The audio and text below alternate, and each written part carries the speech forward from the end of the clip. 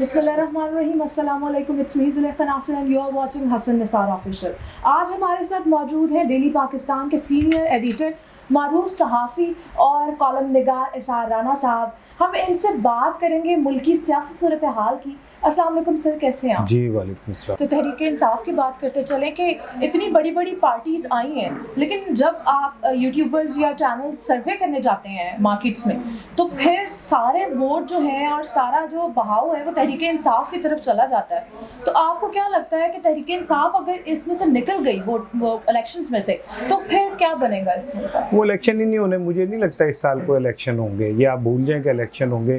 یہ بار بار سروے کراتے ہیں، بار بار ان کے سامنے یہ آتا ہے کہ جی پی ٹی آئی کا ووٹ بینک پہلے سے بڑھ رہا ہے اور ان کا خوف بڑھ جاتا ہے جی.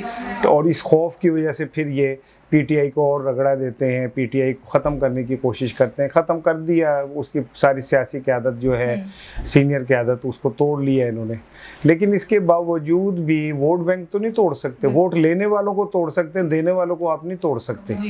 تو میں یہ سمجھتا ہوں کہ انتخابات ابھی نہیں ہونے اور پی ٹی آئی کی جو مقبولیت ہے اسے کم کرنا اتنا آسان نہیں ہے جتنا نظر آ رہا ہے. سر، استحکام پاکستان جو نئی پارٹی بنی ہے جہانگیر ترین صاحب کی، اس کو چھوڑ کر پی پی کا حصہ بننے والے جو لوگ ہیں ان کا مستقبل کیا ہے؟ دیکھیں، یہ جو اس طرح کے لوگ ہوتے ہیں نا، یہ پاکستان کے قیام سے لے کے آج تک اسی طرح ہی چل رہے ہیں اور چلتا رہے گا. اس کی وجہ یہ ہے کہ پاکستان میں مخصوص خاندان اور طاقتور لوگ ہیں جو اقتدار کا ہمیشہ حصہ رہتے ہیں. یہی لوگ اڑ کے پیپلز پارٹی میں جاتے ہیں، یہی اڑ کے نون لیگ میں آتے ہیں، یہی اڑ کے پی ٹی آئی میں جاتے ہیں. تو پاکستان ہائی جیک ہے 300-400 گھرانوں کے ہاتھ میں، اور اسی میں ہائی جیک ہونے کی وجہ سے عوام کا براہ راست اقتدار میں کوئی تعلق نہیں بنتا اور یہ لوگ جو ہیں یہ ہمیشہ چھائے رہتے ہیں. اور جہاں تک بات ہے استحکام پاکستان پارٹی کی، تو استحکام پاکستان پارٹی جو ہے وہ ڈیفینیٹلی مجھے لگتا ہے کہ اگر وہ سنجیدگی سے کام کریں تو کچھ عرصے بعد اپنی ایک شناخت بنا سکتے ہیں، کیونکہ اس کے اندر الیکٹیبلز بھی ہیں اور کچھ نامور لوگ بھی ہیں، تو وہ اپنا ایک مقام بنا سکتے ہیں. سر، ویسے تو بار بار جو ہے وہ نون لیگ اور ڈفرینٹ پارٹیز جو ہیں پی ڈی ایم یہ تنقید کرتے ہیں کہ عمران خان صاحب جو ہیں وہ بھیک مانگنے کے لیے آئی ایم ایف کے پاس جاتے تھے. لیکن یہ پچھلے دنوں جو ہے یہ ہمارے جو شہباز شریف صاحب یہ گئے ہیں اور انہوں نے بھی آئی ایم ایف کے ایم ڈی سے ملاقات کی ہے. تو کیا اب یہ نہیں سوچا جا سکتا کہ یہ بھی تو بھیک ہی مانگنے گئے؟ نہیں، دیکھیں، عمران خان نے ایک دفعہ بھی آئی ایم ایف کا پروگرام نہیں لیا ہے. پیپلز پارٹی نے 9 دفعہ آئی ایم ایف سے پروگرام لیا اور نون لیگ نے 4 دفعہ. عمران خان نے تو ایک دفعہ بھی نہیں لیا. اور عمران خان نے تو یہاں تک ہے کہ جسے کہنا چاہیے کہ آئی ایم ایف سے جو معاہدہ کیا تھا اس پہ عمل ہی نہیں کیا. تو باقی رہ گئے ہمارے شہباز شریف صاحب، تو ان کو نا آپ یہ اس طرح سے لیا کریں. وہ ایک جسے کہنا چاہیے نا کہ بھیک کا انہوں نے وہ ہاتھ میں لیا ہوا ہے کشکول، اور وہ ہر در پہ جا کے کہتے ہیں جو دے اس کا بھلا، جو نہ دے اس کا بھلا. تو ان کے لیے کوئی یہ بات نہیں ہے کہ وہ آئی ایم ایف کو گالیاں بھی دیتے ہیں اور پھر وہ آئی ایم ایف کے پیر بھی پڑتے ہیں. تو یہ تو ہم جس دن سے وہ آئے وہ یہی کر رہے ہیں. لہذا میں یہ سمجھتا ہوں کہ یہ جتنی مرضی منتیں کر لیں، جو مرضی کر لیں، یہ آپ دیکھیے گا کہ آئی ایم ایف ان پہ یقین نہیں کرے گا. سر، مجھے یہ بتائیں کہ آپ اتنے بڑے عہدے پر فائز ہیں ایک بہت اچھے چینل کے لیے، تو آپ نے کیا دیکھا ہے؟ کوئی اچھی خبر آ رہی ہے یا جو ہماری عوام سننا چاہتی ہے اچھی خبر؟ آپ کے منہ سے کوئی اچھی خبر جو ہے ہماری عوام تک پہنچ سکے تو شاید ان کے دل جو ہیں وہ ٹھنڈے ہو جائیں، کیونکہ حکمران تو دل ان کے ٹھنڈے کر نہیں گئے.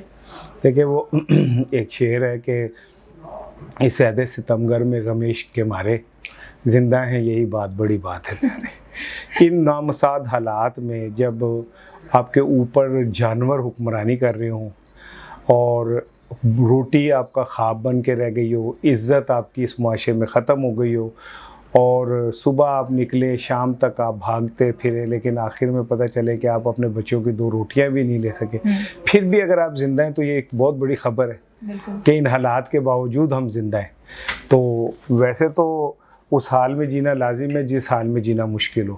تو میں پاکستانیوں سے یہ کہوں گا کہ یہ پاکستان ہمارے آباء و اجداد نے بنایا تھا ہمارے لیے، لیکن بدقسمتی سے ہم نے انہیں بریانی کی پلیٹ اور 2 قیمے کے نانوں پہ بھیج دیا. تو اس میں کوئی ذمہ دار نہیں ہے، ہم خود ہیں، کیونکہ ہم نے اپنی قیمت ہی بہت کم لگائی. تو جو قومیں اپنی قیمت بہت کم لگاتی ہیں ان کو پھر وہی ملتا ہے جو آج پاکستانیوں کو مل رہا ہے. کاش پاکستانی ووٹ کی حرمت کو سمجھتے اور یہ سمجھتے کہ یہ جو اوپر بیٹھے ہوئے ہمارے پہ لوگ ہیں یہ ہمارے حکمران نہیں ہیں، کیونکہ نہ ان کے بچوں کو کبھی بھوک کا سامنا کرنا پڑا ہے، نہ انہیں کبھی خود مایوسی کا سامنا کرنا پڑا ہے، نہ انہیں اس بات کا سامنا کرنا پڑا ہے کہ اس تنخواہ میں گھر کیسے چلے گا، نہ انہوں نے کبھی بجلی کا بل دیا ہے، نہ انہیں پیٹرول کی پر لیٹر کی قیمت کا پتہ ہے. تو جن لوگوں کو ہم 24 کروڑ کیڑے مکوڑوں کے مسائل کا ہی نہیں پتہ، وہ کیسے ان کی بھلائی کر سکتے ہیں؟ اسمبلی کے اندر شوگر مافیا، آٹا مافیا، گھی مافیا یہ بیٹھے ہوئے، تو جو پارلیمنٹ عوام کے پیسوں سے چل رہی ہے اور اس میں جا کے بیٹھ گئے یہ قبضہ گروپ، تو اس پارلیمنٹ سے عام آدمی کے لیے کیا ہو سکتا؟ کچھ نہیں ہو سکتا. جب تک عام آدمی خود کو نہیں بدلے گا پاکستان نہیں بدلے گا. سر مجھے یہ بتائیں کہ جو یونان کشتی حادثہ ہوا ہے اس کے جو ہیں وکٹمز، ان کا کسی کے اوپر ہم پاکستان میں ڈال سکتے ہیں الزام کہ یہ ان لوگوں کی وجہ سے یہ واقعہ پیش آیا ہے؟ دیکھیں، اگر ہم اس فارمولے کو اپلائی کریں جو حضرت عمر رضی اللہ تعالیٰ عنہ نے فرمایا تھا کہ اگر دجلہ کے کنارے کوئی ایک بکری بھی بھوکی مرتی ہے تو میں اس کا ذمہ دار ہوں. تو بکری کے بھوکے مرنے پہ اگر حکمران ذمہ دار ہو سکتا ہے تو یہ 300 پاکستانی نوجوانوں کے شہادت کا ذمہ دار یا جاں بحق ہونے کا کوئی ذمہ دار نہیں ہوگا. کوئی بندہ ایسا نہیں ہوگا جو اس کی ذمہ داری لے. وہ کن حالات ہیں، وہ کیا ہوا ایسا کہ یہ نوجوان اپنی زمینیں بیچ کے، اپنی ماؤں کے زیور بیچ کے ہیں یہ باہر جانے کے لیے تیار ہوئے. اور میرے والدین تو ایک خواب لے کے آئے تھے اس پاکستان میں مستقبل کا، اور یہ مستقبل کا خواب لے کے پاکستان چھوڑ رہے تھے. تو اس کا ذمہ دار کون ہے؟ لیکن اس کا ذمہ دار کوئی بھی ہو، یہ حکمران ہو، یہ طاقتور طبقہ ہو، یہ اشرافیہ ہو، کوئی بھی ہو، ان کا کسی کا کچھ نہیں بگڑنا. یہ لوگ قانون سے، آئین سے ماورا ہیں، اور اللہ ہی ہے جو انصاف کرنے والا ہے، لیکن اللہ کب انصاف کرتا ہے یہ مجھے بھی نہیں پتا. سر جواد احمد صاحب کی بات کریں تو ہمیشہ جو ہے وہ ان کو اختلاف رہا ہے عمران خان صاحب سے، تو آپ کو کیا لگتا ہے کہ ان کو اب نہیں آنا چاہیے؟ ان کے لیے تو یہ موقع ہے کہ وہ آگے آئیں اور اپنے آپ کو ثابت کریں. دیکھیں، جواد احمد جو ہیں وہ نو ڈاؤٹ کسی دور میں اچھے سنگر تھے اور وہ درد دل رکھتے ہیں پاکستانیوں کے لیے، لیکن سم ہاؤ انہوں نے اپنا سارا فوکس کر لیا عمران خان کے اوپر. عمران خان کو گالی دینا، عمران خان کو برا بھلا کہنا، ان کے پاس اس کے علاوہ اور کوئی وہ نہیں رہا.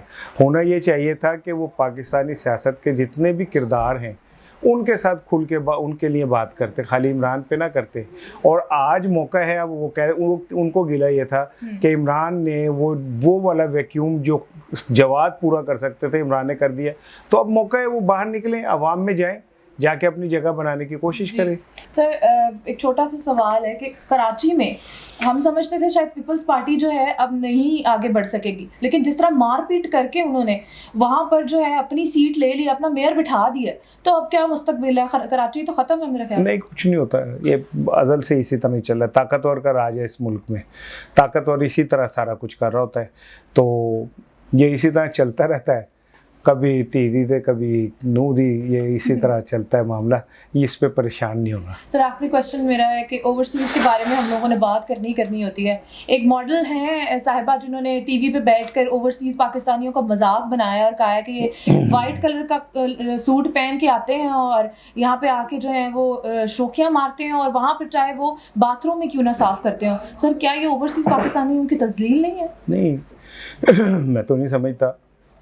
حقیقت تو یہی ہے کہ ہم جو اوورسیز پاکستانی ہیں وہ بیچارے جس تکلیف اور اذیت میں رہتے ہیں اور ہمارے لیے پیسے بھیجتے ہیں، ہمارے ان اپنے پیاروں کی زندگیوں میں انقلاب لانے کے لیے وہ اپنی زندگیاں داؤ پہ لگا دیتے ہیں۔ یہ جو بچے جاں بحق ہوئے ہیں یونان میں، وہ کیوں گئے تھے؟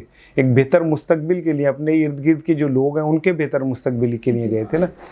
تو وہ پاکستانی بڑے عظیم ہیں جو وہاں پہ بیٹھ کے اپنے تکلیفیں جھیلتے ہیں، مشکل حالات، غیر انسانی ماحول، اور پھر وہ پیسے اکٹھے کر کے پاکستان بھیجتے ہیں۔ تو میں تو انہیں سلیوٹ کرتا ہوں، چاہے وہ باتھ روم دھوتے ہیں یا کتوں کو نہلاتے، میں انہیں سلیوٹ کرتا ہوں، ٹھیک ہے، کہ وہ عظیم لوگ ہیں، محنت میں کوئی آر نہیں ہے، لیکن ان کا مذاق اڑانا یہ قابل شرم بات ہے۔ بالکل ایسے ہی ہے۔